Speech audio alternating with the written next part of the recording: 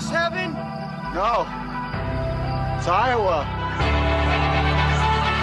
From high school to international wrestling, on the mat and beyond, this is the Potentially Dangerous podcast with the guys from IAwrestle. If you're a fighter, you like a fight. If you're an American, you like a fight. If you're an Iowa Hawkeye, you know you're going to get a fight. Subscribe to our podcast on iTunes and all your podcast-friendly apps. And follow us on social media platforms at IAwrestle. Time to strap it up and get to the show. Welcome to IAwrestle, Potentially Dangerous here, back at it here in Des Moines, Iowa. Today, I'm going to be joined by Mitchell, Paul Reedy, Grand View Wrestling. How many years has it been now? This will be the 13th. 13th year. Yep. Program started from scratch, and we got a lot of programs around the state of Iowa that are doing the exact same thing. So we know we can get done. We know it can be done. Women's programs are getting started. Grandview started a women's program, so looking forward to seeing what they can do.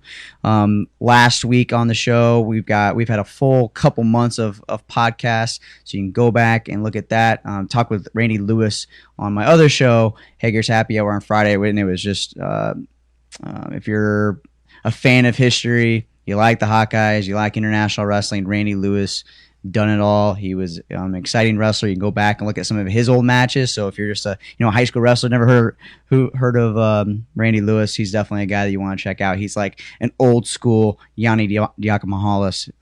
Everyone knows that guy. So today we're going to talk about NAIA, Grandview, maybe Choco Taco. Looking forward to that conversation. I think everyone is a little bit. See if who this guy is. Who we think he might be, but let's get into this.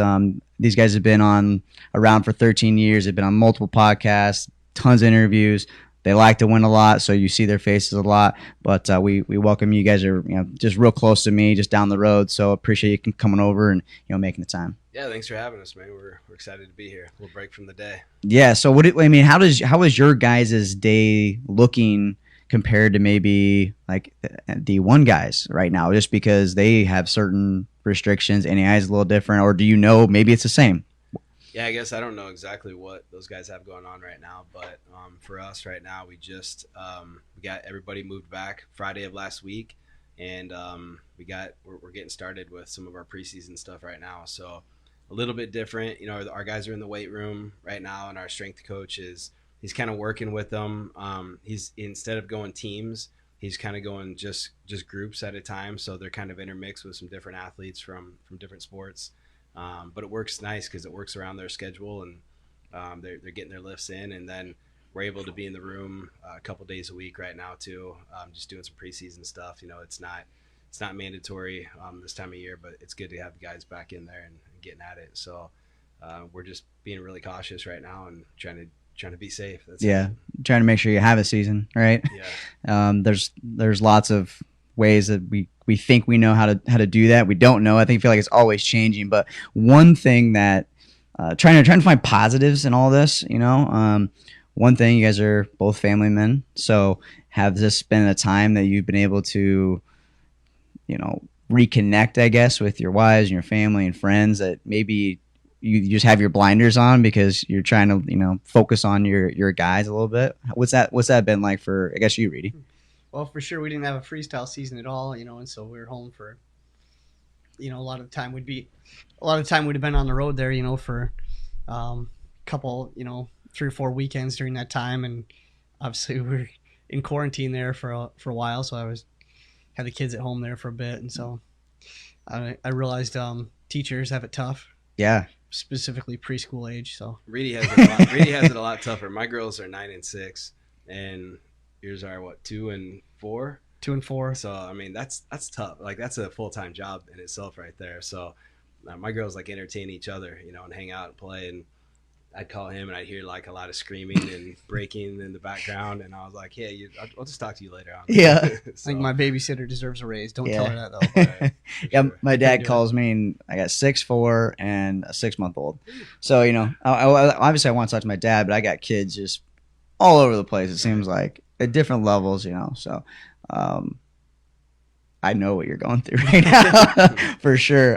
But the break from wrestling for me has been. It has been a time to like kind of reflect on like why we do this, I guess. it's our jobs for one, but two, like it's deeper than that, I guess, too. So it's been a good, I guess, for me, for family. We didn't do a whole lot in the summer, but I know you guys are out there recruiting, going to events and stuff like that. So trying to find the positive in that. And when it comes to the positive in that, you know, I know you guys are preaching, you know, the lifestyle on and off the mat, and you weren't able to see them on the mat. You're not able to see them every day. So what were some things that you guys were able to do to keep these guys still focused, because you don't know what's going on after hours, right? Right. So yeah, it's hard. I mean, that was the toughest part, really, with the team aspect was, you know, like Reedy said, usually right after our national tournament, within a couple of weeks, we start up our freestyle season, and we're with the guys, you know, and that's really valuable, especially for some of your younger guys and some of your backup guys that just maybe came off a redshirt season. And so you lose that connection that you would have had right after the season. And that was our biggest fear, was just missing that connection with those guys and getting them excited about the future. And so it was just trying to communicate with them. You know, we kind of had a list of making sure that we're touching base with everybody. We did a couple team Zoom meetings. We didn't do it real consistently, but we did a few. It was really just reaching out, you know, just trying to make sure that we were in constant communication with those guys, and also letting them know what we were hearing. Because I think one of the hardest things with all this, no matter where you work, what you do, it's the lack of knowing what's ahead, you know. And for anybody, when you have that fear of, you know, not that it's an insecurity of not knowing what's ahead, it makes you anxious. It makes you worry, you know, it makes you make some decisions that maybe aren't the best decisions. And so we were just trying to let them know what we were hearing, even if it was, hey, we don't know anything, but it's okay, because you don't know anything and I don't know anything, and we'll figure it out, you know. So that really was. And then it, like you said, you know, of course we preach the lifestyle. And so trying to help them understand, like, hey, we're going through this. We would like to be in the office and in the wrestling room too, but we're going to take advantage of the time. We're going to find ways to, you know, still get workouts in. We're going to find ways to, you know, enjoy the time with our family and do the same, you know. And like you said, it was a forced break, but okay, what are you going to do? I mean, you make the most of it. And for the most part, most of our guys did a pretty good job with it. because you guys were able to have your national championships like no one else. Yeah, we were lucky. I mean, us and the JUCOs, you know, and so Okay, JUCO. yeah, and so it was crazy. I mean, going into that weekend, it was, you were hearing about it, you know, you were hearing some things, some rumblings, but it was never even a thought that something could get shut down. And as that week went on, it got worse and worse. And, you know, then of course, you know, we've got really good friends that coach at the Division III level and the Division II level. And they were there, you know, as you know, they were at the tournament, they get sent home. And you can't even, you empathize for those guys, but you can't imagine what it was like for those guys just to get sent home, you know, for the athletes, the seniors. That's just a really incomplete feeling, you know. It's tough, man. That is, for me too, I'm sure for you guys too, it's like an athlete trying to put yourself in those shoes, you know, being also a coach too, of like, what the hell do I say? Like, I mean, it goes back to like control the controllables, you know, and hopefully at some point in time, some of these guys can get their eligibility back, but you know, who knows what's going to happen there. But so you guys get to have your national championship, and you know, what do you guys in the past? I'm assuming you guys start a new program, and it's, you know, hey, now we're talking about 2021. So how did you guys immediately able to go to that? Because it seems like it got shut off. So it got NCAA's got shut down. Be the week after. No, 2 weeks after. Yeah. 2 weeks after. A week after. A week after it got shut down. 2 weeks was after, supposed to be the actual tournament. Right. So how was the NAI kind of handling the other sports at Grand View? Yeah, so you had all of our, you know, you're looking ahead to the spring sports then, you know, and so baseball and softball.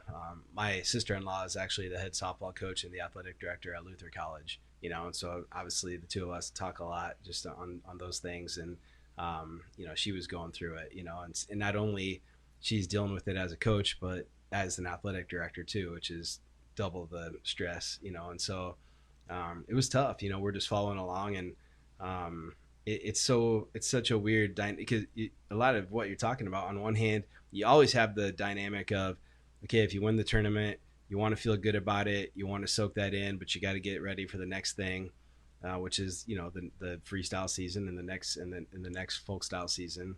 But at the same time, then we're dealing with all this mystery of what's going to happen, and I'm feeling bad for the other sports, and not just the other divisions in wrestling, but all the spring sports too. So it was chaos. I mean, no, hopefully you never have to deal with something like that again, because there's no way you don't know. Like you said, as a coach, what do you say? I mean, you don't know what to say. You figure it out as you go.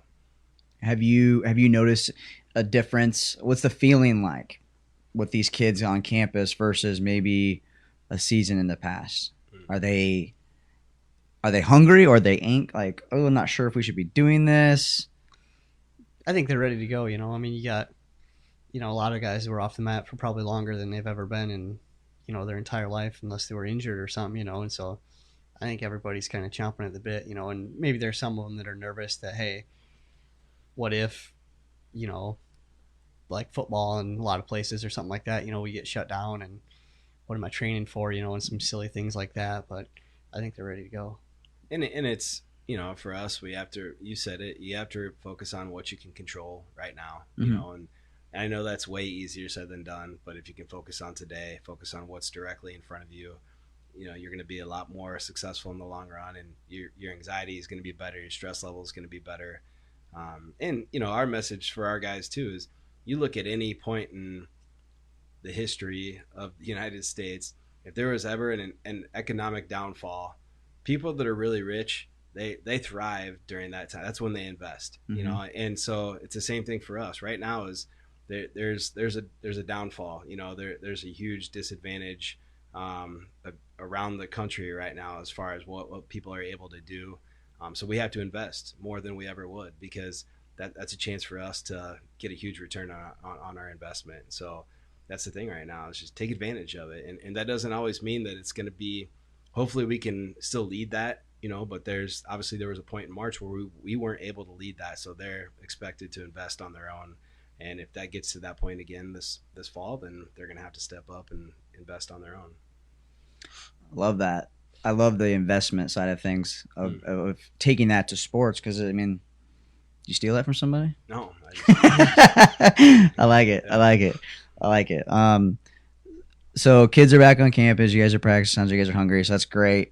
What have been a lot of question marks that I get are from high school kids, coaches, like, what's going to happen? I'm like, well, I'm the last person for sure you should be reaching out to. But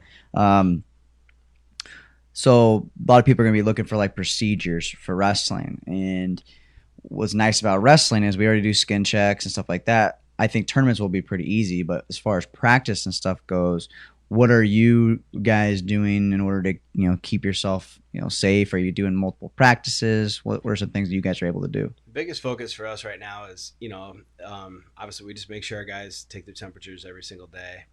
Grand View's working on adding an app where it does some like facial recognition, and it asks some questions every morning that will, let them know if, hey, maybe you should be going to get tested right away. But we're doing the, of course, just asking the questions, making sure they're not having symptoms.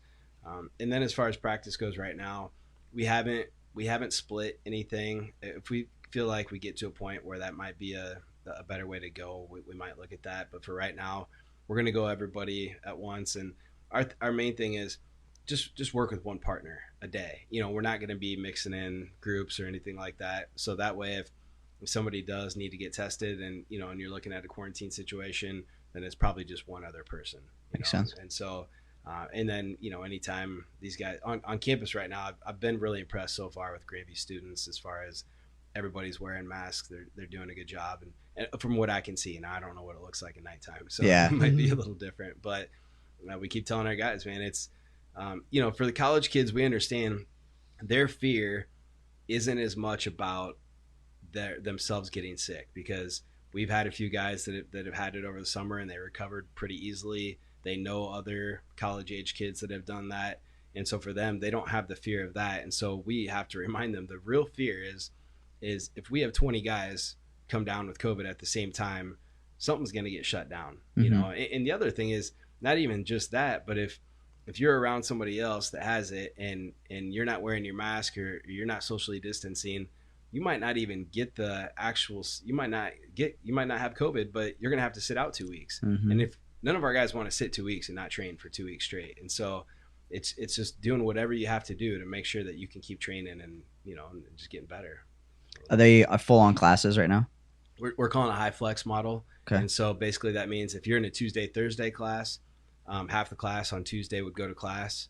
The other half would go on Thursday. And then on those opposite days, they're doing Zoom. So they're able to watch it. Now there's also some, if kids aren't comfortable going, they don't have to go to class. They can do it via Zoom. And then also, if for some reason you're sick or you can't be there or whatever, they're recording everything. And so you can check in that way too. So it's good. It's flexible.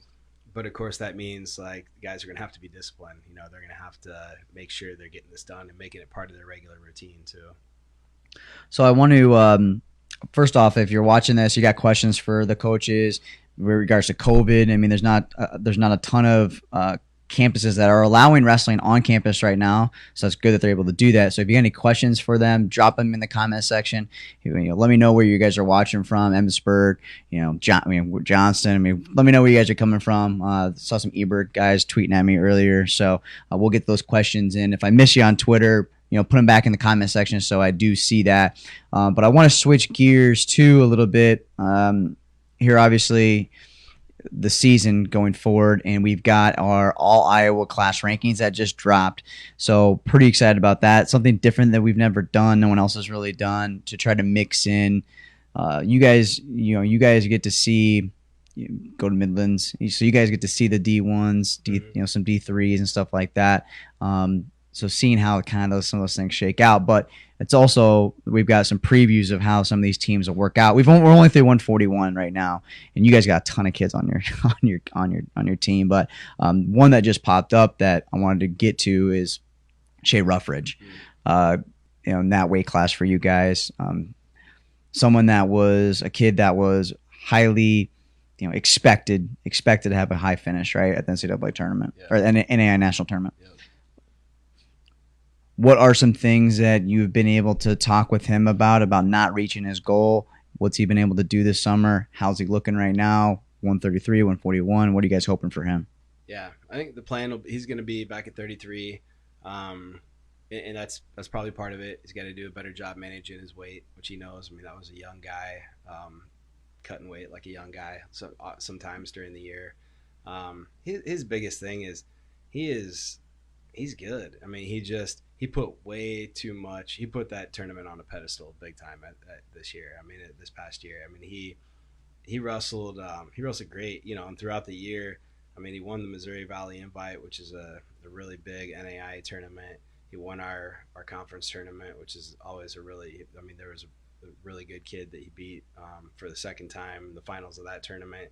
He was wrestling great. He just he put too much pressure on it. He put that thing on a pedestal, and that's not a good recipe for success at the end of the year. And so if he can just, slow his brain down a little bit and say, I actually drilled with him this morning and he's good in every position. He's got to slow it down. He's so athletic that for him, everything is like, he thinks he has to do it fast and explosive, and sometimes it's like, just take a deep breath and just focus on good, solid technique. So I feel good about him. I mean, he's a really good kid, hard worker. Obviously, he was really down on himself after the tournament last year, and he's done a good job. I mean, he had a good off season, and I feel good about him.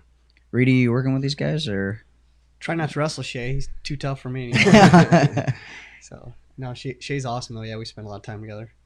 Yeah, he's a hammer though. Are you still getting on the mat or what? I try not to very often. I wish they had 118 again so I could wrestle those guys smaller. So.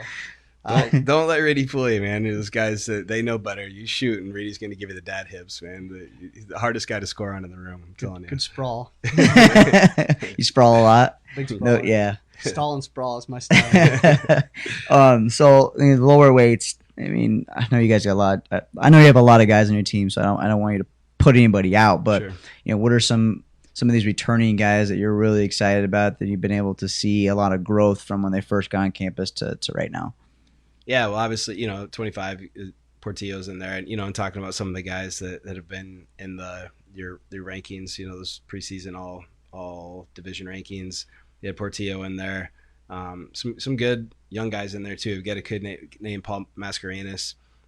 He's not young. He's been around for a while. He started at SDSU, then was at NIAC, and then ended up with us. He's a good kid. He's tough. We had Matt Jordan, who was at Iowa Lakes, decided he wanted to come back to Des Moines. He's from East High School, so his family literally lives like 2 minutes from our wrestling facility. Chances are he'll probably redshirt this year, but another good kid. Had a good kid named Elijah Verona come in at 125. Who's a Florida kid who's a really good Greco kid. And 33, you mentioned Shay, Paul's brother Mikey Masqueradis, who's third in JUCOs last year. You got let's see, Matt Robertson, who was at 41 last year, is going to make the cut back down to 33 with that, which I think is going to be the right place for him. I think he can be really tough at 33. He's remember that boy likes to scramble. Yes, I remember yes, Matt Robinson, Davenport Assumption. Yeah, he can scramble. He is. So that's the key. Is if his basics are better and he can include that scrambling, he's going to be really tough. And he's mean too. The dude hates to lose. So yeah, some good guys in there. I think Takia is going to go up to 41. So I got him in there. A kid named Tony Mendoza, who was at NIAC last year. He was at 49. He's going to go down to 41, which I think will be a better spot for him. A kid named Blake Haney that redshirted last year. There's pretty deep at 41. There's a lot of guys in there that we feel pretty good about. So really those lower weights, as usual, it's going to be tough, and the guys that we come out of those weights are hopefully going to be able to compete for championship. How do you guys handle your who gets the shot at the end of the year or during the season? Do you guys have wrestle offs? Just pick? Yeah, we usually just go to, this year might be a little bit tougher because I don't know what we're going to have for open tournaments. But usually you go to the open tournaments and you have a pretty good idea, and I'm not a big fan of wrestle offs. And in our division, we can take 12 guys. And so that's the other thing is nobody should ever feel like they don't have a shot, and it's part of why we choose to have a big team is because, it's not like, well, we're already set at 25 because you have Portillo national finalists coming back. Well, if you can have somebody else come in and push him and make him better, and you can take two guys at that weight, then all the better. So that's really the mentality. So it's you go in and you go to a tournament, and that's your wrestle off. You win the tournament, and somebody else gets third, then you're the guy that week. So you and I, you guys got the Grand View Open. Do you guys go to the UNI Open at all or not? We've sent some guys in the past, but not typically because that's usually getting pretty close to second semester as we get ready for national duels. So we've been hearing mainly January 1st is probably going to be the start for NCAA. I'm guessing at all levels. I would assume that's kind of what they're all going to do. You guys are still kind of in limbo. You guys don't really know either too, but are you expecting to have the Grand View Open? What do you want? I guess you don't know what. You want to have it, right? But we don't know. Like today, if you could have the Grand View Open, and you're going to get 10 teams. Is that something you guys want to do? Yeah, I don't know yet. I think so. Here's what is looking like for our season right now. So if anybody that follows NAIA sports, the fall championships have been moved to the spring, and so football. What they did is I really like is it gives the fall sports the option. So if you live out west and you play football in California, well, there's no way you're going to play in the fall. But if you can come back in January and play your season, then you'll play a shortened season. Then you can still be part of the championship in the spring. And if you live in Iowa and you play football in the fall, there's a good chance that our conference, the Heart of America, which is mostly Iowa, Missouri, and some Kansas schools, we're gonna play football in the fall. It'll be a condensed conference season, and then they'll play a few more games in the spring and have our championship in the spring. So the positive is you can see the NAI is proactive on we're going to find a way to have championships still, and something that hopefully suits everybody, not just the teams that are in one area. So it looks similar in wrestling. I believe they haven't made any decisions yet, but it's looking like we're going to have a normal season starting when we normally would start. I think they're just probably going to move our national tournament back a few weeks. I would guess it's kind of looking like we might be the last week of March for now at least, which would mean that we can still compete in November and December. But again, if you live out west and you can't do that, then you can start your season January 1 after Christmas break, and at least you get a little bit more of a season instead of trying to fit everything into a 6-week season. So that's what it looks like right now. And as far as opens go, obviously the JUCOs aren't competing until second semester. The NCAA schools probably aren't. And so, yeah, we could do an NAIA tournament. We might look at doing more, adding some duels. We might look at doing maybe a few dual tournaments. We could look at doing just a small tournament with like an 8-man bracket, something like that. We got to, it's so hard to make any decisions right now because we want to make sure that we're doing what's right, health and safety wise. And then of course you got to do what's right for your athletes. So it's a balancing act. It's a crappy time right now because you want to get your kids experience. Because if they say, hey, we're going in March, you guys gotta be, if you don't start competing until December, you're at a disadvantage in case someone else has. I think for me though, like I'm not a person that I don't need to know what's going to happen 2 months from now. And some people are really like that. They really need to plan ahead and they need to know what's going to be happening. For me, it's let's just deal with what's ahead of us right now. And it makes it easier because I don't, I'd love to plan a Grand View Open in November, but I don't know what's going to be going on. It might be worse then, and so we won't do it, or it might be better then, and we can actually do something. So, because I'm curious to see with the NCAA schools, well, you can't compete as a team, but could you still go somewhere unattached? I don't know. How's that going to work? So maybe we can have a tournament. So we'll see. I don't know. That'd be kind of fun, right? Yeah. With this, the way we are at in the world right now, and with sports, the question mark of some coaches have talked about, and this has been talked in the past about too, not just COVID, is what if we started the season later? What if we started after Christmas and we do January 1 and we go in deeper into, or maybe it's just a more condensed version of the season. Take out COVID. Do you like the idea of like getting away from Thanksgiving break and Christmas break within your season at all? I don't know. I could be talked into both sides of it. I feel like people are usually so passionate about it, and I think Reedy and I, don't you think, we're more like whatever you tell us to do, we're just going to do it. And some of me likes having it in Thanksgiving and Christmas because the more disciplined teams take advantage of it and they're okay with it. Now, if I started not having to have practice over Thanksgiving and Christmas, I'm sure my wife would love it, and so that part of it is a benefit. But I think a lot of this has been driven by the fact that, the Division I level has an APR, and, it's their academic performance rate, and we need to do a better job with our academics within the sport of wrestling. And so some of what people have said, and we don't have any real data showing this, but some of what people have said is that we need to get away from cutting weight first semester because these guys are coming in, they're trying to figure out their academics, they're cutting weight, they go to the holidays and they have to cut weight, and I can get on board with that, but how about we do a better job of educating our young guys on how to cut weight? And so we work with a nutrition company here in town, Ekin Nutrition. These guys do an awesome job for us, and it's totally changed what weight cutting looks like for our guys.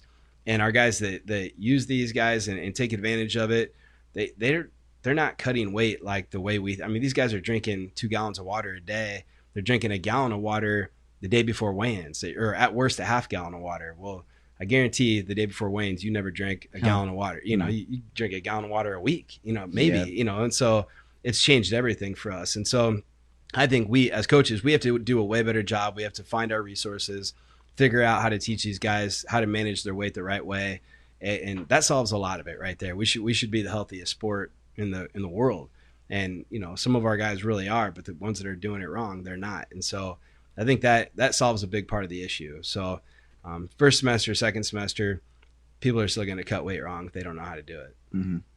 Man, with this quarantine, I've been able to get, I guess you'd say, guys that have been there and done that. Randy Lewis cut 15 pounds he wrestled in the morning, and he had cut 15 pounds, and he wrestled in the afternoon. Right. That's insane. Yeah. And that's not healthy, right? No, that's right. Crazy to think about how the weight cutting procedures, and then it was, okay, well, you know, you got to have the fat test, you got the hydration test. Well, there's always ways Right. to get around that. But I have noticed that the last 3 years, more and more coaches, really at the collegiate level, have been focusing more on that. Get a nutritionist if you need a nutritionist. Right. And just that whole aspect is just mind-boggling to me of just how no one even focused on that a long time ago. For sure. Like that wasn't even Right. a concern of like, your concern is just, hey, if you're 20 over, you just got to get it done. It wasn't like, hey, how do we manage this a little bit better so you don't have to kill yourself? Right. You know, there's so much to all that. You know, in those stories, like everybody's got weight cutting stories, and it's like anything else in life. Like if you had something terrible that happened to you and you survived it, it's a good story. And so weight cutting is, you know, old wrestlers, we brag and we say brag, but it's stupid. But we talk about how I cut this much one time and I did this, but you're not telling the story because you're proud of it. You're telling this, you're proud of it in the way of like, I survived this terrible thing. It's like our old guys that wrestled at Grand View, that they talk about how bad they got beat when they were freshmen. You know, I came in and Chad, you know, Grant Henderson is one of our full-time assistants now. And one time Chad Lohman like tried to choke the life out of him, like literally tried to kill him, I think. But it's a story he tells to our young guys, like, hey, I used to get beat up. I used to get choked out. I used to, you know, get kicked or whatever. And so it's just a reminder of you go through something tough, and it gives you some more validity to, hey, I've been there and I've done that. But with wrestling, and again, we need the knowledge, you know. I mean, I would say we've talked about this before too. Like in college, I was really disciplined when it came to cutting weight, but I didn't know what I was doing. So I was disciplined and I was still eating the wrong things, you know. So I could have been disciplined eating the right things, but nobody taught me. And so how much better could I have been? I probably got 10 grams of protein a day, you know. I mean, just something ridiculous. I was eating muffins and bagels and thought I was doing it right, you know. So just didn't have the knowledge. And so that's what we have to go out and we have to search that out, you know, as coaches. And then same with the athletes. You can find the information. It's out there. They have way more access to info than we ever had. You know, They've got all these videos and technique and cutting weight and motivational clips and all, you know. It's like, dude, you're not motivated. Just go turn something on and watch TV and go. I mean, there's no excuse anymore. Where did you cut weight? Yeah, in college. A lot? Not a ton. I mean, not a ton, but it was. I was what, 5'8" for 125, so it was pretty. Yeah, you're tall and lanky. Tall for the weight class, you know. And like Coach said, you know, I just did it wrong. You know, start dehydrating yourself on Monday, and then see how crummy you feel by Saturday. Yeah. So it's pretty crazy how little we did know. Is Wartburg and Grandview in competition for the most coaches? I don't think it's close. We got them. I messaged Keller. If you follow Wartburg on Twitter, you notice that they've been announcing all these coaches. I messaged Keller. I'm like, how many damn coaches you guys got? 13 coaches they announced. 13 coaches. Check our website. I think we might. It's close. Might have them, but we'll recruit somebody. Get a new one. Hager's in. All right, 14 now. But that brings official. You know, at first though, like that was kind of a joke of like, hey, poke fun at Grandview because they have all these coaches, and now, you know, Wartburg's got all these too. But I'm sure they all have been involved in Wartburg. Now it's just they've kind of just been announcing it, which is, you know, you got to do what you got to do to let people know how many people you have within your program, right? So when you guys were first starting, did you know, like, did you want to have a big nucleus of coaches, or did these coaches just be like, hey, I want to be a part of the program, I want to be a part of the program? It was a little of both. I mean, so the very first year I started, the first coach I hired was Turner. So I went, and I knew Grant. He was a Johnston guy, and I was a Johnston guy, and so I followed him and knew his family pretty well. And I actually went over. I knew he was running like a club practice at Roosevelt, so I just wanted to see how it went. So that was like his unofficial interview. I just went and watched him run a practice, and he did a good job. And so he's been with me ever since. I reached out to Jake Helvey, who wrestled at Wartburg. Brought him in that year, and you know, so we had him, Michael Billings, who was and wrestled at Waldorf, was in the area. He reached out to me and asked if he could help a little bit, so he was around some of those first couple of years. But when we were at Wartburg and we were coaching, we always had a big staff too, and you understand that you look at maybe the Division I level, the best teams have really good clubs, and part of what those clubs offer, it's your next level of wrestler in the room, and so if you're, once you get to be the best guy in the room, then you got your club guys that are even better, and that's the way it's kind of been in our room. You can get to the level of, okay, maybe I'm the best guy in the room, but now, dang, I still have to wrestle with Chad Lohman and Grant Henderson and Ross Larson and Grant Turner, and it's just a different, there's always somebody in there that can still kick your butt. So that was kind of the way we approached it. And then of course the other part was just getting support, from different angles. I mean, some guys are good at recruiting, some guys are really good at showing technique, some guys are good workout partners. Year number 3 was when we were able to hire a full-time assistant. That's when Reedy came in, and that was a game changer for us, not having a full-time assistant up until then. And obviously I knew Paul forever before that. And so it was an easy transition once I talked him into not going to New Orleans, and he was supposed to leave. I don't know if you knew that story. So he was supposed to leave. We had a going away party for him like the week before that. He took a high school job. He was supposed to leave. And I called him. I talked to my AD on Monday, and I was telling him about Reedy and some other guys. And he was like, well, that's your guy, Reedy. You got to go get him. So I called him, and he said some kind of explicative. And I think he started with an F. And he was like, I'm going to be sick. And so whatever. And then he took it. The rest is history. Yeah, so, the rest is definitely history. Yep. In the books. I remember talking with just kind of, I mean, that is a thing that gets overlooked a lot, is the amount of coaches you have, because they're able to touch certain things. Obviously, Coach Mitchell he's the head coach, right? Mm-hmm. You're the assistant head coach, correct? Is that your head assistant? Associate head coach. Associate head coach. Yep. Whatever it is. Right. You're basically the head coach, section. But yep. It's important, to model this system of, it's not all about one guy. Like Reedy, like you give credit to him a lot, and you give credit to Turner and everybody else that's on your guys' staff, and kind of building the program around that. And I like for high school teams to do the exact same thing. Mm-hmm. Is, there might be a guy that's just really good at motivation, but there's this guy over here that knows a lot of technique. This guy over here that's motivation, he's been doing the same single leg since junior high. Right. It's old school, like Mm-hmm. gotta evolve a little bit. And that's kind of where I think Iowa honestly has fallen behind a little bit in the talent, because we haven't got those old ways and evolved with nutrition and it's kind of things that high level programs like Grand View are doing. So I've noticed that in a positive way, though, some of the local, because when we first started at Grand View, the Des Moines Metro schools weren't doing great, not yet at that time. I mean, Southeast Polk was pretty successful. The other schools were kind of on the rise, and if you look at it now, Southeast Polk, Waukee, Johnston, the Ankeny schools, those schools have really improved, but also they have a staff, Mm-hmm. There's 8, 9, 10 guys walking around at these tournaments, and that's the way to do it. You need a lot of guys. You have to have also an unselfish coach. Mm-hmm.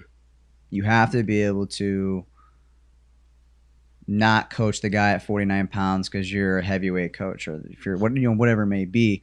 Hey, you just we're in the finals, but this has been your guy the whole year, and I don't think a lot of people can do that, and that's ultimately what happens with a program that fades off a little bit too. For sure. Well, part of it too is, for me, is like you have to have coaches that you can trust, because if I know Reedy can tell me like, hey, you should whatever, if it's have this guy show technique, or or let talking about the other coaches do this, do that, or he can tell me something that I'm screwing up or whatever, and be like, okay, like I might not like to hear it at the time, but you're gonna you're gonna come around to it and be like, okay, yeah, this is a good idea. So that's a huge part. The trust factor is huge with coaching, and you have to be willing to maybe tell some guys, like coaches too, like, hey, this might not be the right thing for you, because coaching you can't be selfish. It's not about you at all. As recruiters, both guys you guys are both from Iowa, went to college at Warburg. What are some things that you guys have seen that you've had to adapt as coaches for these athletes in some of the, small town Iowa versus the metro, that maybe you weren't thinking about, like when you first got into coaching? Like, I didn't think I was going to have to I had to baby this guy or whatever it may be. How have you had to evolve your recruiting tactics at all levels in the state of Iowa? Reedy. Oh, I don't know. I mean, I think when probably the best thing we've done, is we just recruit a certain type of guy, and it's somebody that wants to buy into that championship lifestyle. And Mitchell tells them when every kid visits, he's like, "This is championship lifestyle. If you like that, it's a place for you. If you don't, do not come here because it's not going to work out." And so I think probably the last 5 or 6 years, we've really told guys that up front, and so they know that. And if you can buy into that championship lifestyle and you want to work hard, it's going to work for you. That's the big key for us, is just getting the right kid. Because if you work hard, it doesn't matter. I mean, you look at our team last year. Example, Tanner Abbas, for example, he was 4th in the state as a senior. He was a good high school wrestler, but he wasn't like fantastic. And he goes and whatever. I think he was 2 or 3 seeded nationals and ends up 4th place, in the tournament as a freshman, which not many guys do. Mm-hmm. So I think, but the thing is Tanner, he came to Grand View for the right reasons, and maybe he wasn't great in high school, but he wanted to live the championship lifestyle, and he wanted to, wrestle year round, work his butt off, and that's the key. Is I think just trying to get the right guys, and to do that. Yeah. So, are you? I guess I don't want to give all your secrets away, but in an age where we have lots of media that are able to rank these guys, and hey, you should be recruiting these. IAwrestle's job is essentially tell you, hey, this is who you should go after. Mm. In an age where like you get all this information at your fingertips, I'm imagining as a coach that helps, but you're talking about this lifestyle thing, and have you ran into a situation where, how often does that happen? I mean, are we talking you're recruiting 10 kids and there's one kid that says, you know what, I'm in that championship lifestyle? I think it just kind of happens naturally. I mean, of course, you try to do your homework ahead of time on kids, and you ask coach. Wrestling's such a small world. That's what's great about it. You can get dirt on kids pretty easily most of the time. And it's frustrating every now and then. Maybe a coach won't tell you something, you find out after the fact. But for the most part, you can tell what these kids are about ahead of time. And then when they visit, you pay attention to things too. I mean, how do they talk to their parents? How do they treat their mom? What's their body language like? And if maybe they come and they do a workout or something, you see them how they work out. You pay attention to all that stuff. You watch them compete. You see how do they act when they compete, and then it goes back to that. If it are, and it's not even a secret. We tell everybody it's not a secret. Like, this is the secret of our success, and it's the secret of our recruiting. Is we let them know this is what the expectation is. If you come, if you like it, come. If you don't like it, don't come. And ultimately, guys, they'll find a reason not to come if they decide that that's not for them. And it's not just that. You mentioned like recruiting small town kids to Des Moines. Well, that was something that maybe early on we struggled with, and then after the years as they've gone on, that hasn't really been an issue anymore. But you talk about it too. Like, hey, maybe you're afraid of living in Des Moines. Well, this isn't like Compton. You're going to be okay. Like, it's fine. You can come here and you're not going to get mugged or whatever. And here's all these other guys on the team that can tell you the same thing. And so you try to address those things. One of those issues might be guys choose not to come to Grand View because they're afraid they're not going to make the lineup, and we tell them that too. Like, hey, sometimes we lose guys because of that. But you know what? If that's the reason you don't come, you wouldn't be the right fit here anyway, because our guys love that challenge. They want to be in the room with the toughest guys. They want to get pushed. They want to get beat up. They actually want to come and get beat on in the room and get way better. And then, and they understand that's part of the process. So that's been as we've gotten smarter with recruiting, is figuring out why they don't come and talk about those things. And then ultimately, if the kids still don't come because of one of those reasons, or they don't want to buy into the lifestyle, then good luck wherever you go, and that's okay, and sometimes they bounce back, and sometimes you find out that, hey man, I'm really glad that kid didn't come. Mm-hmm. Have you had to kick anybody off the team? Yeah, not a ton, probably a couple times over the years, but and we're hard on guys, but I definitely believe in giving guys an opportunity to change, you know. And so we try to redirect them. And here's one thing we talk about is I'm not the school principal, right? I'm the coach. And so if you're messing up, it's not, oh, you messed up, you're out of here. You mess up, like, let's have a conversation. Like, I'm trying to coach you to be a better person, not just, okay, you don't fit the mold, you're not doing it right, you're out of here. How do we help you make a change to be, you know, how do I help explain to you that it's not okay to live this lifestyle? How do I help get through to you that this is not who you want to be the rest of your life? It's not going to help you win titles, and it's definitely not going to help you win at life. And so if I can do that, then, you know, and maybe sometimes because we've had success with some guys in the past, it's hurt us a little bit because we're like, oh, we're going to keep working with this kid and we're going to make him better. And sometimes it just doesn't happen. At some point you have to cut them.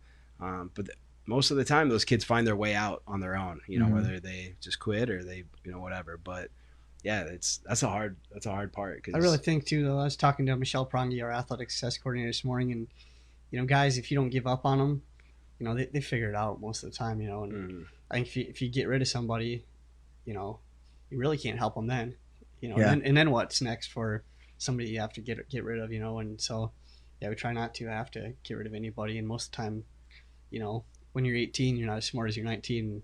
You know, as guys get a little older, they figure it out, you know, and grow up. Yeah, I mean, I'd love to change things I did when I was 18. Right. Yeah. I think we all would, right? Absolutely. I think that mindset too of how you, if someone does, you know, you're partying and, you know, things aren't the way it was when we were in college, but or at least when I was in college, but you know, they make a mistake and, you know, you have the opportunity to get back on the team. Same thing is the way you guys approach your team aspect of how you get on the team. Mm-hmm. Hey, you might have lost at this duel or whatever it may be, but you can battle your ass off, maybe get back on the team. Same kind of concept, and that transcends into everyday life, right, into like the jobs, and I mean, just hearing you guys just kind of talk. I mean, there's so many different levels that honestly quarantine has made me kind of realize of like how coaches and wrestlers and we all kind of think in business too. So kudos for you guys. Well, you mentioned that in business, that's such a good example of, I mean, at some point, if you're the manager and your people aren't working for you and your answer is just to cut them or fire them and hire somebody new all the time, you've got to learn how to coach your people up, you know, and that's part of it too. And yeah, I mean, that's what coaching is, literally like helping people get better at something, you know. It's not, and people say that on one hand, coaches are like, you know, they can be like, well, I want to coach them up and make them better wrestlers, but if they screw up in life, I'm just going to kick them off because I'm doing them a favor by being hard on them. To me, that's an easier way out. It's hard to spend time on those guys. You know, it's hard to invest in a kid. And of course, you know, you hear the stories of the best ones, but for the good one, there's 10 other kids that nobody knows that wasn't an All-American or national champ that you invested just as much time in because you knew that those kids they're going to be better off for the rest of their lives for it. So it's, you know, it's the same thing as the head coach, and Reedy does the same thing now because he's been around so long, is that we have to coach our coaches up too. It's not just the athletes. And so if you're the manager, you got to, you know, the assistant manager, you have to coach them up too. And then you have to coach your servers and, you know, whatever. It's all the way down the line, you know, that's your job. So it's important. One thing that also I'm going to want to get your opinion on that is all with the coronavirus. Also, there's been a lot of racial tension still going on today. Grand View's, you know, how racial, you know, diverse campus. Your guys' team is had different races on it as well. Lots of, you know, success all up and down, right? And what are some things that you guys have coaches to make sure, you know, you don't have something that happened at the Iowa football program where, you know, things just didn't go right, and maybe you didn't see it. I mean, not saying that happened with you, but what are some things that you've been able to do with your team now you got to, you know, see them and touch them and talk to them about these things?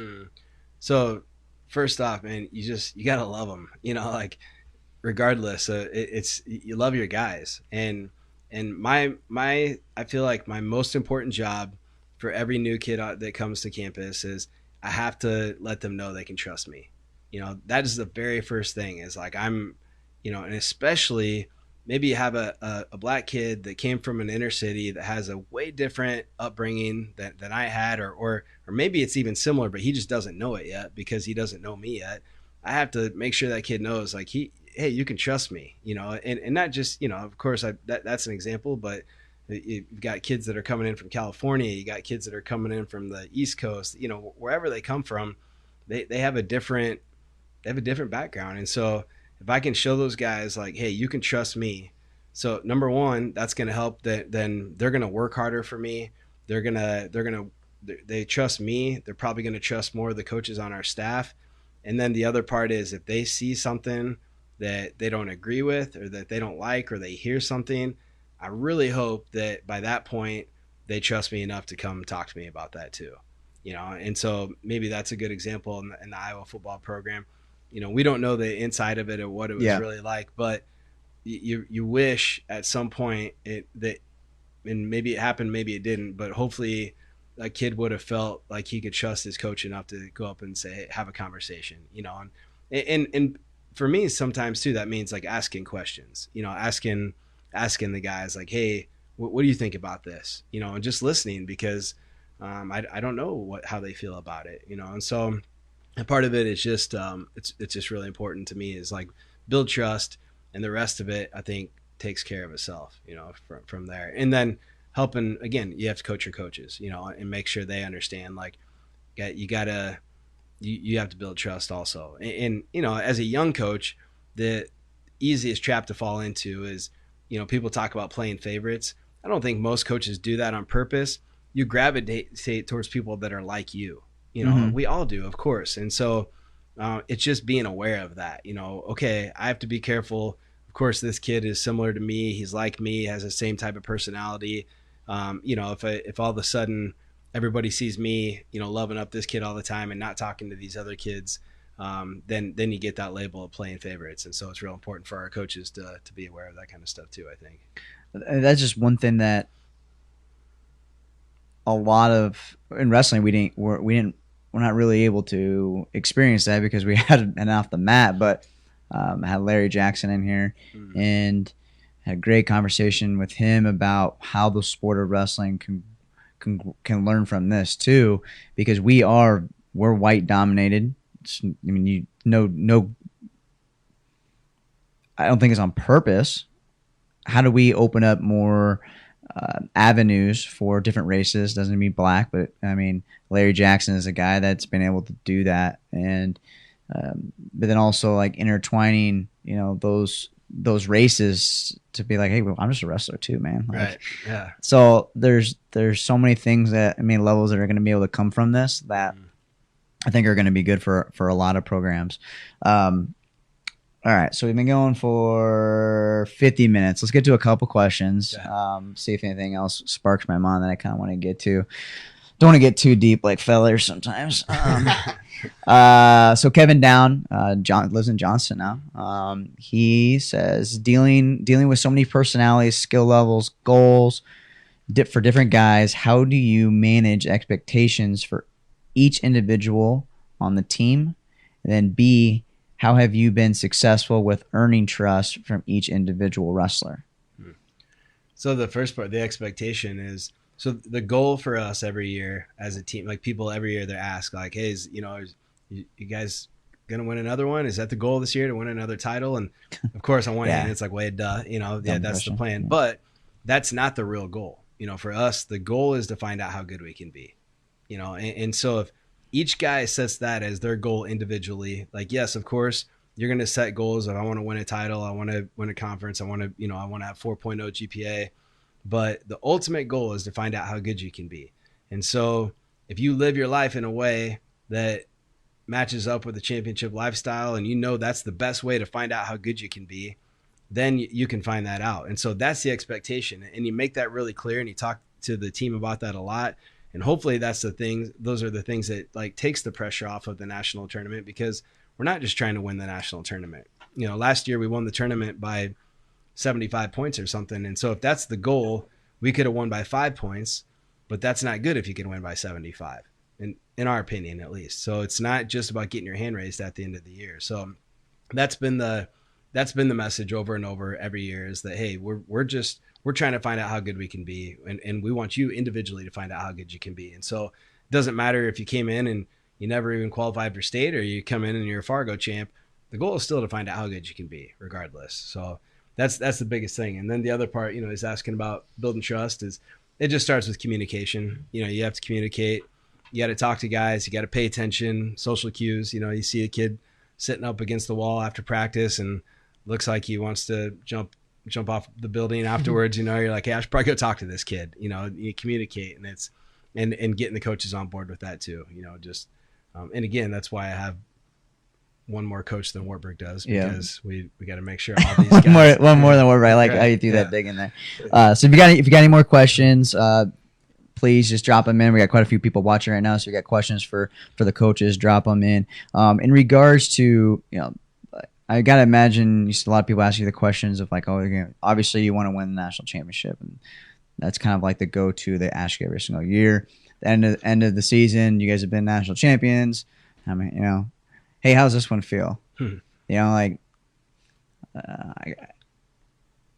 it ever get annoying, like knowing that you're expected to win every year and you do win every year?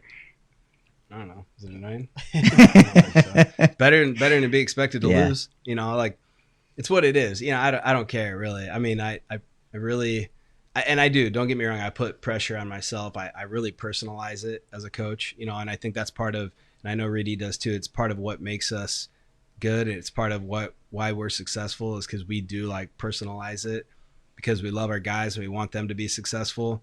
But it's also what makes it all consuming because you're thinking about it, you're living it, you live and die with these guys, And so, but as far as the pressure from the outside, I don't feel that as much because I put enough pressure on myself as it is. So somebody else, you guys say, oh man, you're going to win it again. Now I do remind our guys, don't buy into that. Mm-hmm. It's not, don't tell me I'm going to win anything. Cause I don't think so, and rankings, like, it's great. But it's good for the fans and it's good for the parents, but I don't care about the rankings. They don't send us a trophy at the beginning of the year. So that part is I'm not interested really.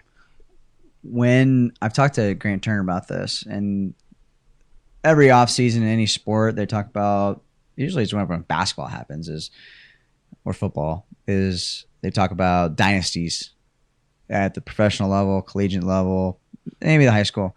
And Grand View always gets left off. How many do you guys have to win in order for national media to recognize that? I know you're going to say you don't care, but I don't know, probably all of them. All of them. You've set the bar. You've set the record. You broke the record multiple times. So yeah, I think you look, and obviously you guys, you might be IAwrestle, but you're a national brand. You look at track wrestling. They give us love. Win Magazine. So it's not. I don't feel like we're getting shut out or anything. There's a couple places that only cover Division I, but I feel like we get some love. Yeah, there's some, and it's, of course, it's wrestling. With wrestling, if you expect to get a lot of media attention other than within wrestling media, you're crazy. This is how it is. We don't get that much, and I guess we're just used to it, and so it's not. That's probably. And here's the other thing. I think sometimes I saw the National Wrestling Hall of Fame posted something the other day about Central Oklahoma's team that had 7 champs in like 1984 or something like that. So, that's awesome. But here we are, 24 to 35 years later and 36 years later. And now it's a post that's coming up. And I don't know how much love they got then. I'm guessing probably similar to what we get every year, which is a little shot on the news that night. And you guys talk about it and then we move on. Yeah. And so sometimes history is history, and so when you're in the middle of it, it's cool, but maybe it doesn't get talked about as much. But maybe when we're done and when we're retired and working with you, whatever, then people will look at it different and be like, man, we didn't realize that there was something pretty cool going on over there. Yeah, and I think that's what happens for media. One thing, when your guys' position, from my perspective, what I think is happening, and then this is probably to maybe my own fault, is you guys are expected to win. and we already know the outcome before the duel even happens. There's no, I guess you'd say drama. Like you called media drama queens. They love that, those storylines.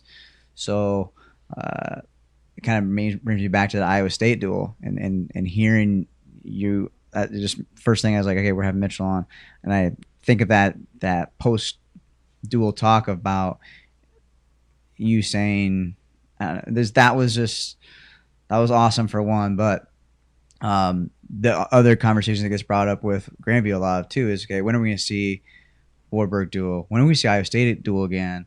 Obviously, in the situation we don't have right now,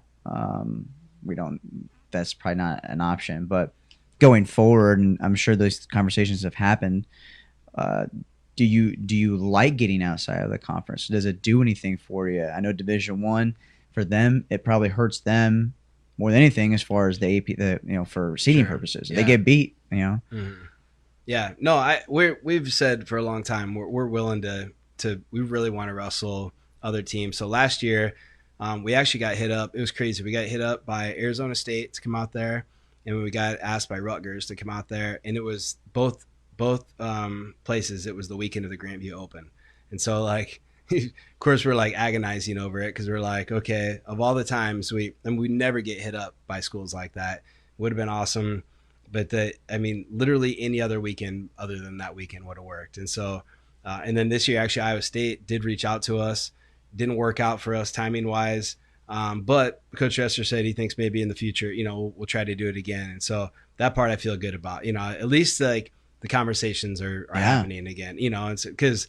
It really, up until those last year and then this year with Coach Resser, the last time was Iowa State, back in 2013 at the time. So yeah, and then I guess for the rest of it, we're willing to wrestle whoever, it's just more a matter of, can we make it work? Do you guys want to do it? And if you want to do it, we'll do it, and it is, legitimately, it is hard to schedule something like that when that both teams want to make it work for what's right for them. 100%. If you're being honest about it, that's why a lot of these teams can't come to an agreement, because you guys might want to do it this time. We want to do it this time, and we're not going to do it, before this tournament or after this tournament or whatever. And so that's what it comes down to a lot of times. Yeah. You guys are looking out for your team, and that's where egos, I think, could get like, you want to wrestle so bad, and so you got to put your ego aside for sure to do that. I'm certain. You guys at NAI level trying to, everyone talks about D1, right? And trying to like, hey, we need to put our stamp on that. Really close in that Iowa State duel. That was really close, but that isn't good enough. Right. Coach Mitchell says wasn't good enough because the whole team didn't come together. If you haven't had a chance to look at that, check it out. I put it on my Twitter, and it's on IAwrestle's Facebook page too. Okay, some other questions in here. Holly Cook asked, what's the dumbest thing Justin McClintock did at Wartburg? Too many days. How much time do you have? We had him on too. Well, Fellers had him on, but I know about a tattoo that he has that he's probably not real proud of these days. Saw him shoot a bottle rocket once. Not a story for the show. That's more of a happy hour story. That's a happy hour. Bottle rocket. He has a tattoo from a bottle rocket. Well, no, he did have a burn from a bottle rocket for a while. On his butt. Yeah. That was Johnny Knoxville. Right, what was that? Yeah, who was that sure. guy? Yeah. Who was the jackass guy? It was Johnny Knoxville, right? Johnny Knoxville. It was him or the Steve-O. Steve-O. Those guys did dumb things. Yeah, okay. sure. All right. So Holly Cook asked that. Adam Kenny, when are we going to see a Grand View and IAwrestle collab? Are you asking about gear or a duel? I would love to be able to put together like a tri-duel or a quad duel with some of the bigger schools. They're having some success. Let's see here. Dan Leal says 2020 has been a crazy year. What extra challenges have been created because of the pandemic, and how are you dealing with them? I think we kind of went over a little bit of that at the beginning of the show, but has there been a challenge that you can think of? It's all a challenge. Yeah. It's all, and honestly, that's what, talking about like winning consecutive titles, that's what's fun about every year. There's a new challenge every year. And so we don't ever look at it as a streak as much, because right now we're just focused on what today's challenges are and what we have this week and this month and what this season and this team. And that's the puzzle every year, really. All right. I mean, recruiting. I mean, there's tons of challenges that probably have come from this. For sure. Randy Lewis says Denver has 10 high school coaches the past few years. Yep. Okay. Captain Lloyd, thanks for tuning in. Let's see here. Shay Roughridge. Who would win, a bear or a gorilla? These guys on our trip to, I think it was National Duels, they seriously had like a 4-hour argument. It might have been longer, about who would win in a fight between a polar bear. No, grizzly bear. No, what kind of there bear? are differences. It was definitely I mean, polar bears. a gorilla, and I think it was a grizzly bear. Okay. I think is what it was. These guys, I mean, it went on forever. I mean, it 4 hours about at least. And they were like heated. Like I thought guys were gonna fight in the back of the bus. What were some of the I'm assuming Shay was involved in this. Yeah. So what were some of their grizzly 4 bear, reasons? Yeah. So grizzly bear is bigger. It's got these big claws. The gorilla is more mobile. Can move around. So I tried to block most of it out. It was so stupid. I think we were up there taking Turner's money and cards. Yeah, so we're usually playing Pepper in front, and Grant Turner is the worst Pepper player. He sucks so bad. Man, and it's awesome. Grizzly bear or gorilla? Yeah, I love gorillas. Grizzly bears are actually pretty fast. Yeah, and they got a huge. They got a long white. Their arm span is big, man. I mean, like to kill the other person, like an actual wrestling match. No, it's fight to the death. Fight to the death. Right. I'd have to take the bear. I think so. I think I'd take the bear. The now claws alone. There's a couple of those guys that would get pretty heated about this, but yeah, it was. All right, I like it. It was hot. Jeremy Rasmussen says, hopefully COVID is done before Grand View in Louisville in January. Excited you added a few Dodgers to the team.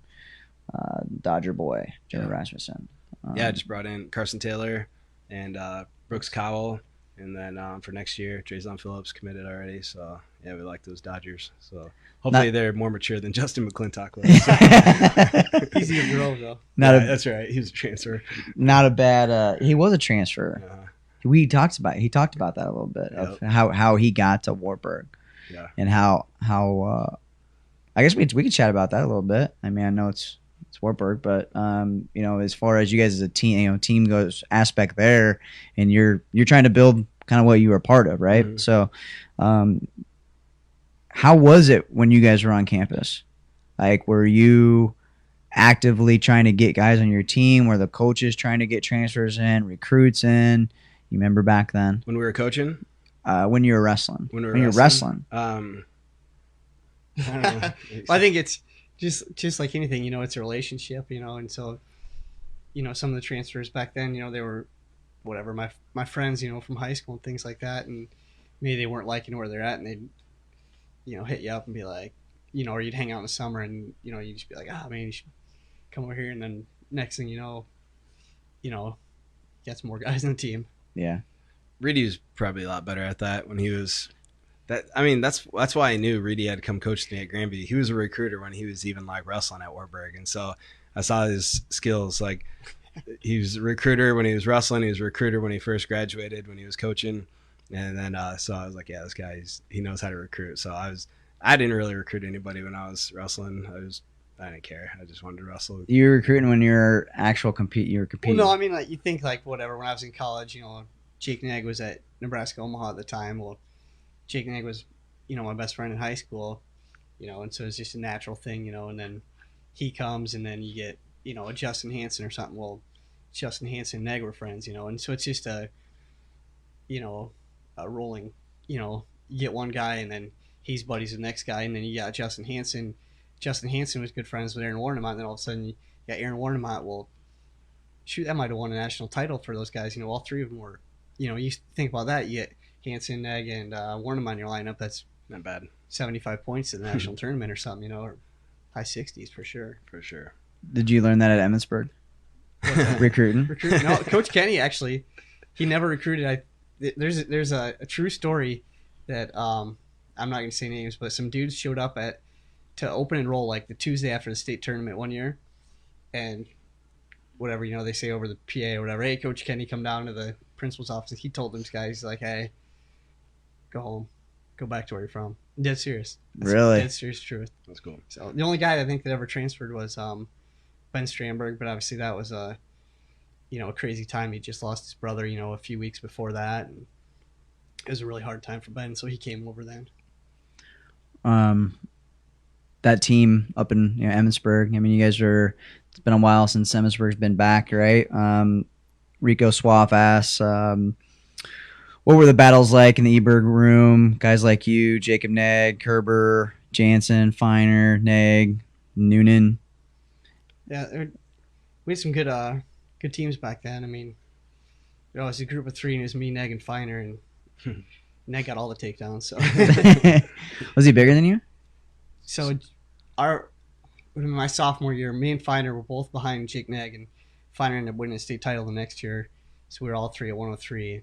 Okay. And Neg was third as a freshman, and we were JV. Okay. Yeah, I remember.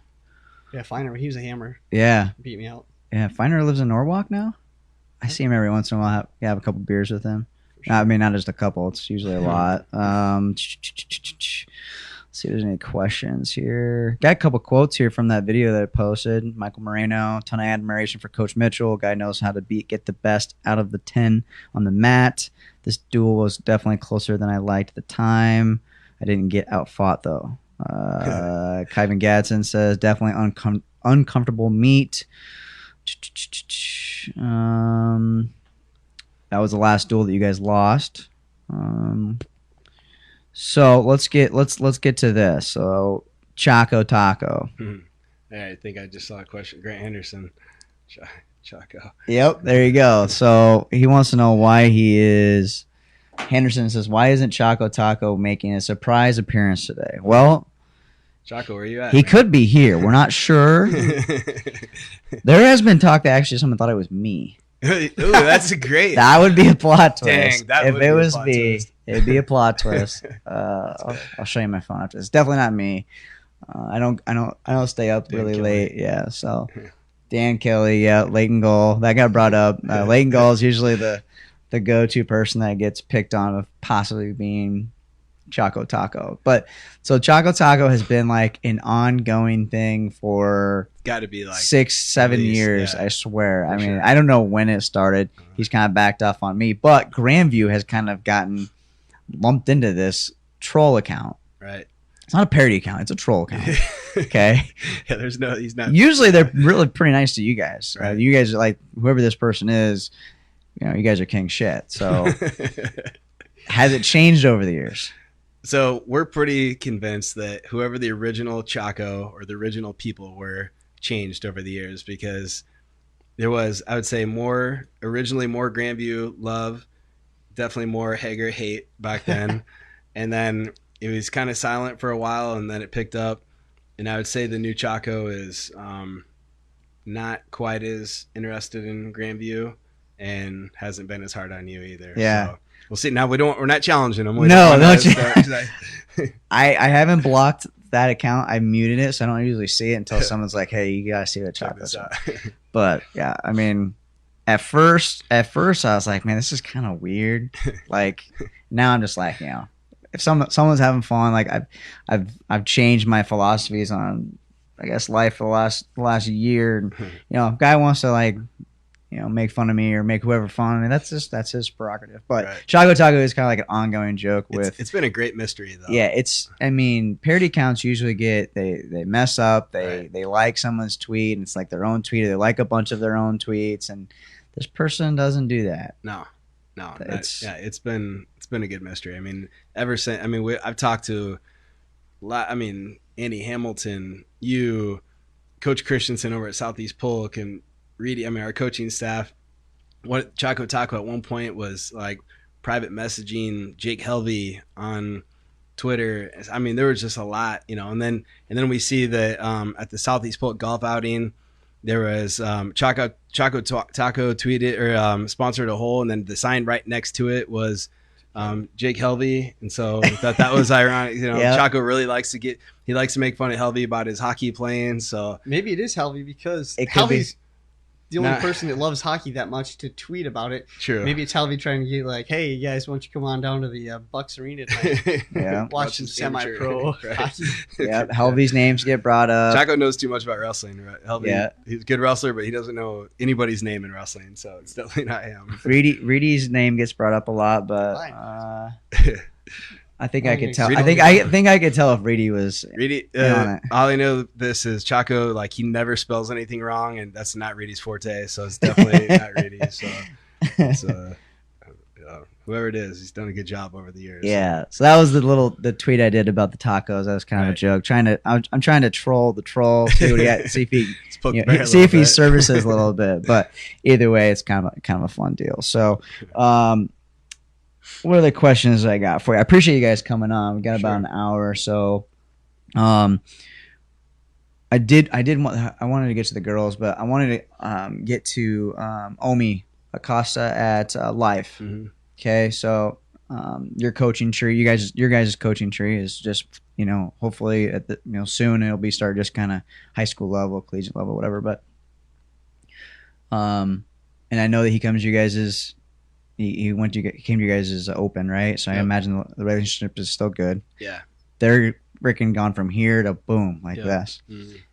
Does he lean on you a lot? When do you just being like, okay, maybe I should just stop giving you the dirty secrets, I guess. Yeah. When's that happen for you?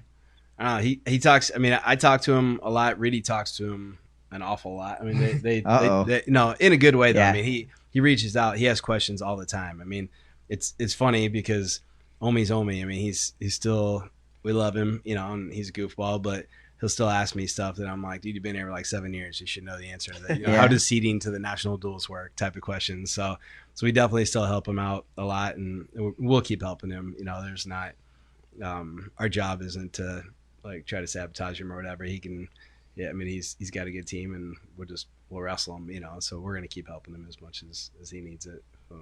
For sure. Yeah. Yeah, I always tell him that, we're friends except for maybe those, 2 hours a duel takes or whatever, and then whatever. Maybe he doesn't always like the result, but we're still friends at the end of the day. Yeah. I enjoyed seeing when Nationals were here in Des Moines, we were streaming it. And I enjoyed seeing the interactions that you guys had. That tournament did not go very well. Like the stream, Review. the reviews were, Yeah. it was like brand new. Right. So reviews are all new. Oh, Stop some match. You guys, I mean, that year sucked. Like, Yeah, it was and frustrating. none of the calls went your guys' way. Right.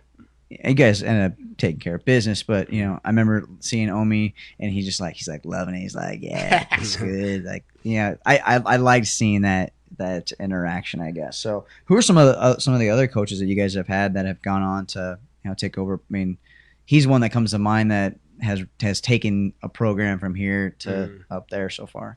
Yeah, so he's out there. Obviously, Eric Thompson's coaching with the Nittany Lion Wrestling Club. Yeah. So he's been at Penn State he started at Penn State. He was training full time, and then he was at Lock Haven. Then he went back with the Nittany Lion Wrestling Club. So he's been out there for a long time now, doing a good job.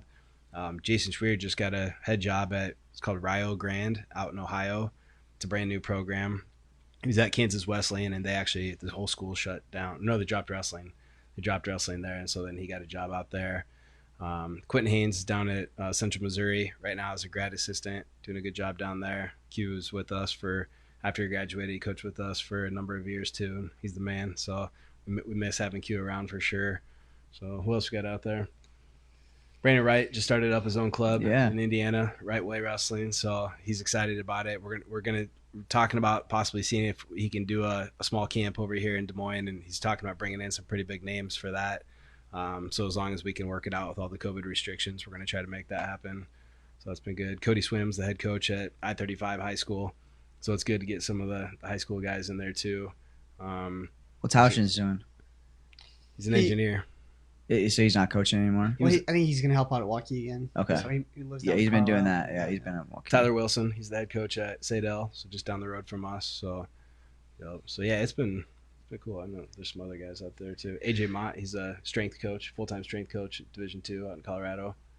So, yeah, we're proud of those guys. That's cool. That's the rewarding part of too. Once you obviously see them accomplish their goals, I imagine seeing these guys, take over their own programs or high school level, club level, whatever. I gotta imagine that's pretty rewarding too. Yeah, for sure. Mm-hmm. Here's one that gets brought up a lot. Maybe not to you guys, but I would imagine it does, or it gets talked about, I guess, maybe.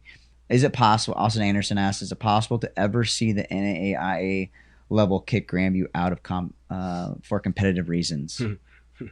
Like St. Thomas moved from D3 to D1. I don't think so. I mean, because it'd have to be the whole school, and I know there's some schools where only certain sports are, but, I guess number one, we're NAIA, so we're not even affiliated with the NCAA. And so it's not like they can push us anywhere else. So I don't think there's anywhere for us to go. Yeah. So no, probably not. I don't think so. I don't think they're going to kick you out. I don't think for so. winning. I don't think they can.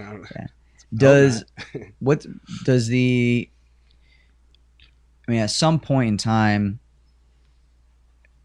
coaches at the NAIA National Championships, I've heard them, complain about it a little bit, or now you guys are like the dark empire, like they don't really like you guys anymore, right? Yeah. When did you guys start feeling that to where, like, was it right away? I remember 2012, like, people are really happy for us. All coaches were coming up telling me congrats, and 13, so it was really close that year. 14, and so it's probably in that third or fourth year that we won it. And it's a mix. I mean, I would say it's kind of gone up and down too, where there's probably been times where coaches, like, there's some coaches, they just couldn't get it, they just legitimately didn't like us, and it was for no other reason other than that, just the fact that our team was winning. Yep. And then there's most of those guys we get along with fine. It's not as much I'm sure it is I'm sure that they're not always saying nice things behind our backs, but to us, they're friendly. We get along, it goes well.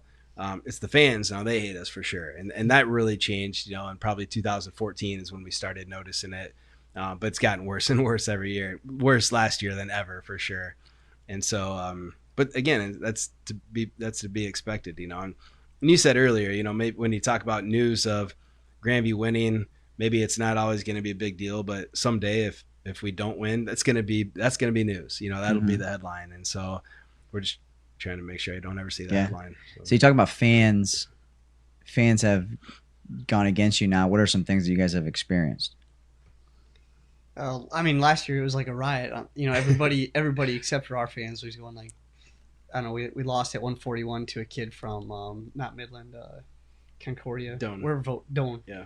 Doan, and they had 2 national qualifiers, maybe 1, and you'd have thought they brought 72% of the fans. Obviously we had the other 28%. Yeah. But everybody was just like so excited that our kid got thrown to his back. And so, yeah. The worst ever though is, I think a couple years ago we lost in that.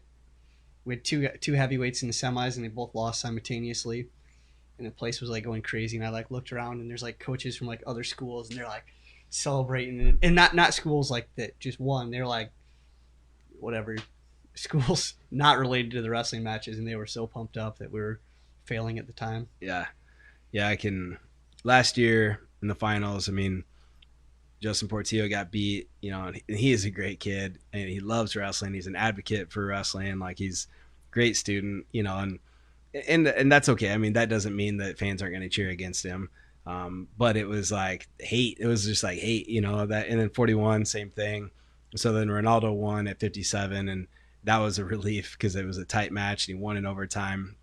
And then we won. And then it was really nice. Evan Hansen won his 4th title and won by pin, and so that was a great exclamation point for us, to finish that tournament. But yeah, that year Reedy's talking about, I can like totally remember that too. Like, kind of looking up in the stands and just seeing people like never just been so happy in their lives to see somebody from a team that they never knew win a match that had no impact on the tournament, basically. So, yep. There's something to be said about that. Like, it's like Iowa. Yeah. Hawkeyes. For sure. You either love them or you hate them. Yeah. Throughout the whole tournament. Yeah. It's still happening. Yep. Fans were okay with Penn State winning freaking how many years in a row, and they'd still cheer against Iowa being, whatever it may be. Now it's kind of switching a little bit, Penn State, but I mean, I like that. Yeah, I mean, we're okay with it. I mean, you can feed. It's what are you going to do with it? You're going to feed off it, or it can have no impact on you. You can feed off it, but it just can't become a negative. It can't be something that you worry about. So, for sure. All right, Jameis Wilson, who I think needs to pick up a singlet from me. He won a singlet on Instagram, but maybe I can give it to you.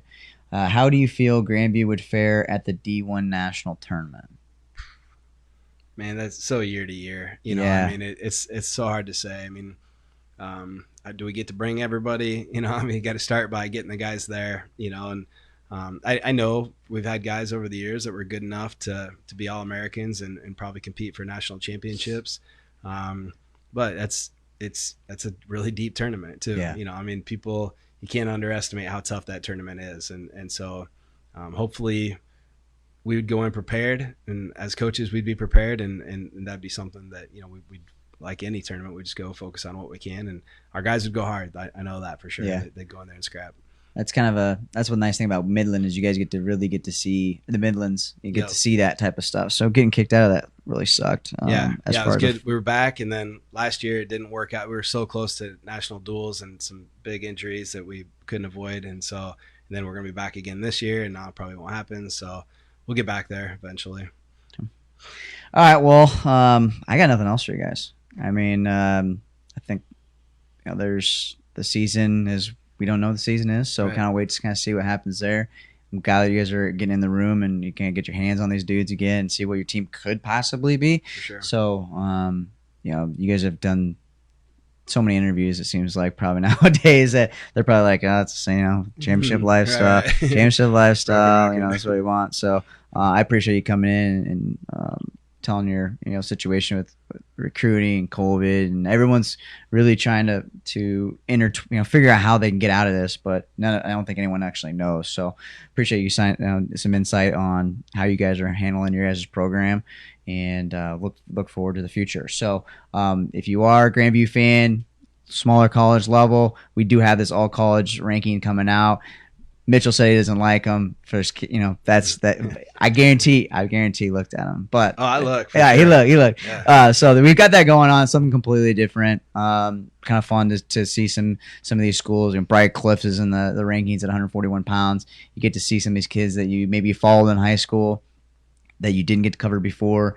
So if you are a supporter of those smaller schools that aren't D1, support these rankings, because that means we'll be able to do more coverage, build more stories around them, and hopefully get more hype around that. So we are going to Grandview duels. Maybe we see a Grandview Iowa State, Grandview Loras, Grandview Warburg, whatever the heck it might be. That question gets brought up a lot, and these type of storylines draw that and gives people a reason to maybe come up with something like that. Because pretty much every time Grandview steps on the mat, they've won. That's just, that's not even like puffing you guys up. That's just freaking reality. So it is what it is. So I appreciate you guys coming on. All the podcasts are on the podcast-friendly apps. Ross Barczyk has been doing a good job of helping me with that. This show is on Facebook, always for free. You can check it out on our Rockfin channel if you want to see the video portion of this. And next week got my dates mixed up. Next week we've got Rachel Waters on from William Penn, so she'll be on next week. So if you got a guess that we haven't heard from in a little while, that you'd love to be able to have them on. Doesn't matter, club, high school level, college, I don't care. Let's talk wrestling. Drop them in the comment section, or you can hit me up on Twitter at Hager Tony. Appreciate everybody supporting us, and we've got a lot of fun things planned if this season happens. Dropping on IAwrestle. So it's going to happen, and we're going to have some kick-ass coverage. And the reason why we're going to be able to do that kick-ass coverage because fans like you guys out there right now. So appreciate it. Until next time, I'm Tony Hager, Nick Mitchell, Paul Reedy, all the Vikings watching. Appreciate you watching in. We had 60, 70 people at a time kind of coming in here. So you guys obviously have made an impact on a lot of people. So thanks for watching. Until next time.